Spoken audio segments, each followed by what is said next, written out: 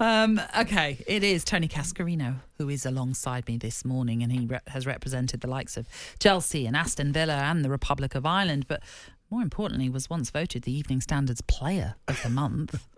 So it's time for us to get him to help us with answering the burning questions that we all have right now. We've already talked in detail about the game at St James's Park, Cass. Winning goal coming from Oscar Bob, the 20-year-old. Cole Palmer, he scored the winning goal for Chelsea as well. Saturday lunchtime, since moving to the Stamford Bridge club in the summer from Manchester City.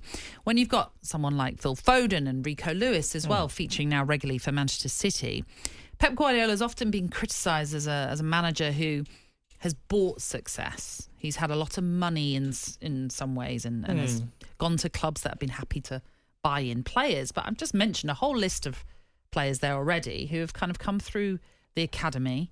So is Pep now showing us actually there is more to him than just spending? Well, let's put it in perspective, okay? Because the clubs he's managed are all checkbook clubs, okay? They all spend big. Barcelona spent big. And if you look at the side that he inherited when he first joined Barcelona from the coaching staff, you know, Samuel Eto'o. They had the likes of Lionel Messi come through. Okay, he was a young product of the club. But then they had Zlatan. They'd paid big money for him. If you go through that team that he first had in that was all bought by the football club. Bayern Munich was a club that spent big and always have done. Maybe not as big as some of the Premier League teams. And you know what? As Man City have become a club that's been very successful, they've spent big.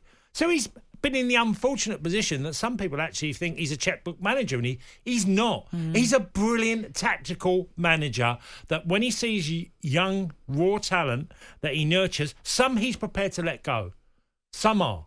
That don't mean they're bad players. That means that they might not be ready for the first team yet, like Cole Palmer, who had to go and he wanted regular football, so he's ended up at Chelsea. He's a terrific player, and Pep would have known that, but maybe not ready for Man City yet. That is true. You know. Let's talk about Manchester United, who are welcoming Spurs to Old Trafford today, 4:30 kickoff. A Spurs win would take them to within 2 points of Liverpool at the top of the league. 3 points for United, though, would take them to just 2 points behind Spurs. So, Cass, if you're a player who could be moving to either club right now, which one would you choose and why? Well, it depends what type of player you are. If you're a forward and you're looking to get goals, there's no doubt for me it's got to be Spurs. Until Man United find a manager that plays the style of football that, for me, is the level that should be at Old Trafford, because they are the team that set the benchmark for nearly 2 decades of how to play football in an attacking sense and be fearless. That was Manchester United. They're not that club at the moment. If I was more optimistic, I'd be more about Spurs, because I think there is a development of the way they play. And if you're a forward and you wanted to get goals, I'd be far more happier thinking I'm more chance at Spurs at the moment, because United style is very Eredivisie, Dutch football at its worst. And that is counter-attack more often than not, and possession based with no purpose. Lastly, if the temperatures are meant to drop now, aren't they, even further this week? Britain is set to be colder than Iceland, with temperatures in some places set to reach -13. So snow is on the cards, certainly. What are your top tips on how to have fun in the snow? Top tips. Having fun in the snow. Put more clothes on. Layers. Layers. Yeah, put a hat on. I mean, have you ever held them, because a lot of golfers have that, you know them little bags that the heat warmers. up? Yeah, they're great. They're great, clever. them, that. But you can also get electric ones now, can't you? Can you as well? Yeah, I've had those, that you rechargeable batteries. Electric. They're handy. We're going electric, are we? Yeah.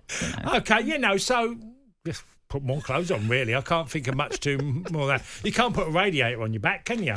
So you say that, you can get heated jackets now, can't you? And heated gilets and all that kind of stuff. Okay, look for the most heated stuff you can find. Just heat. That's what you want. Loads of people... And a glass of whiskey every now and again. If you're walking and you're playing golf, love a whiskey, it warms me up.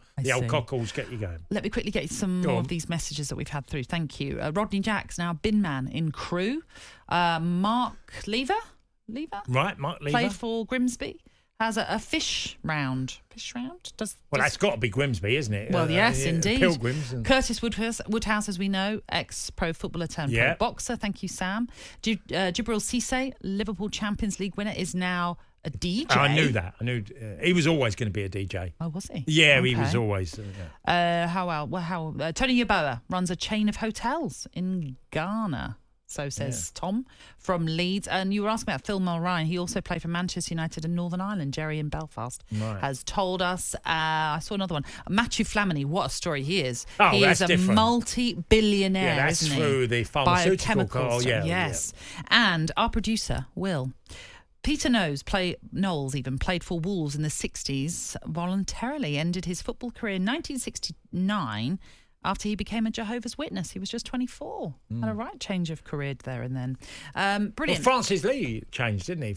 Well, he had his own sort of paper. I think it was toilet paper. He owned a big brand of that. Francis Lee. That reminds me. I think that was a story in the paper not that long ago. Yeah, I remember that. He passed away, didn't he? Yes, indeed. Yeah. Steve, a Palace fan, I just wanted to read your message as well. He says, could we give a shout out to Zach Peachy, a.k.a. The Wall, who is playing the Under-10s Mid-Sussex Youth Cup semi-finals on our way to Brighton right now.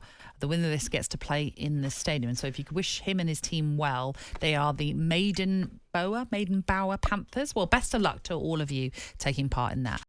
The Sunday Sports Breakfast with Natalie Sawyer and Tony Cascarino. Sunday mornings from 6 on AM, on DAB, via the talkSPORT app and on your smart speaker. talkSPORT.